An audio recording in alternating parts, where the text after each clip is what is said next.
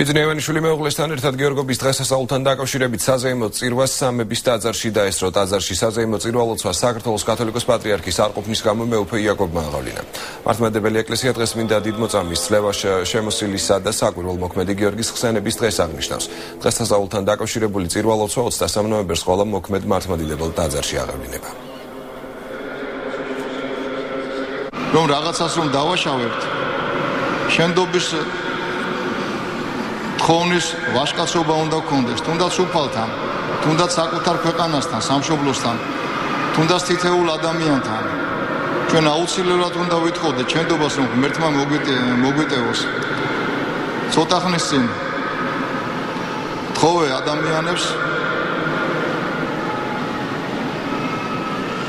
რომ გადაეხედათ თავიანთი ცხოვრებისთვის და სინანული გამოეხატათ და ხელი არ შეეშალათ იმ პროცესებისათვის, რაც ქართველმა ერმა აირჩია.